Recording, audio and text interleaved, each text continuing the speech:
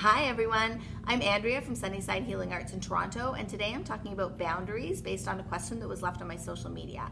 It's a great question. Essentially, boundaries are rules that we live by, and they help us to understand what's okay for us and what's not okay for us, and how to communicate that to other people.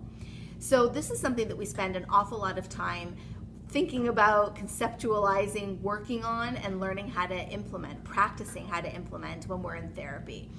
I remember when I was in therapy about, the beginning of the way through, maybe the middle, and my therapist suggested that I create boundaries with a group of people in my life.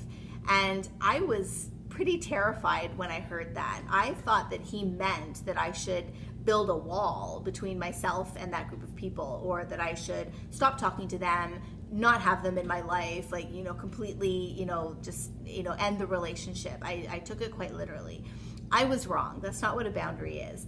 I don't remember what amazing person it was exactly. It could have been Brene Brown, but somebody out there conceptualized boundaries as gates.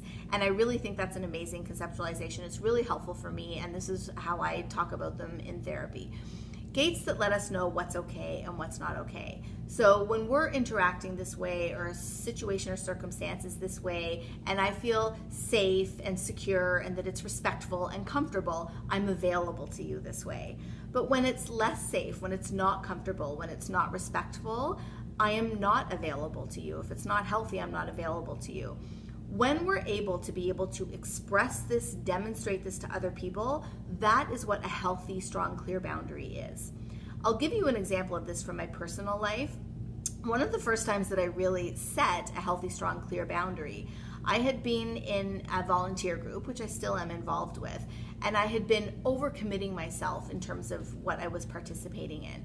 And I generally got a lot of enjoyment, but the more I overcommitted, the less enjoyment I was experiencing, until one day I was out there in the community, which I was usually doing with energy and joy and dedication and commitment, and I experienced a lot of anger and depletion, and I felt drained and frustrated and resentful. And that's what happens when our boundaries are blurred and they're unhealthy.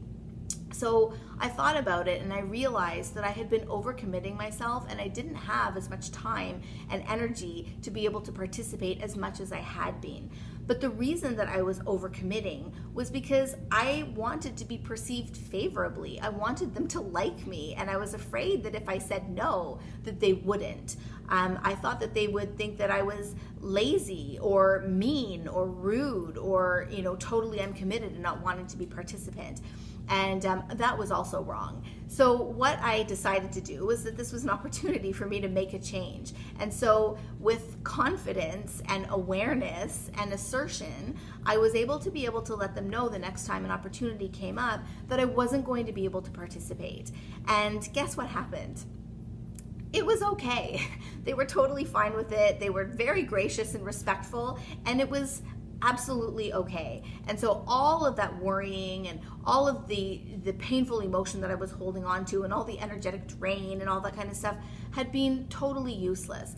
But that was what I knew at the time. I didn't have the boundary skills until I had learned about them in therapy, until I had learned how to be able to implement them and change the way I was showing up. And so I had been afraid that by saying no, I would challenge the relationship. But by saying yes too much and being exhausted and drained and depleted, that was me affecting how I was showing up in that relationship. And that was what was really affecting the relationship. So the person who left this comment also brought up a couple of questions about, when people go to hug us without our consent, or people having expectations under the mistletoe at holiday parties.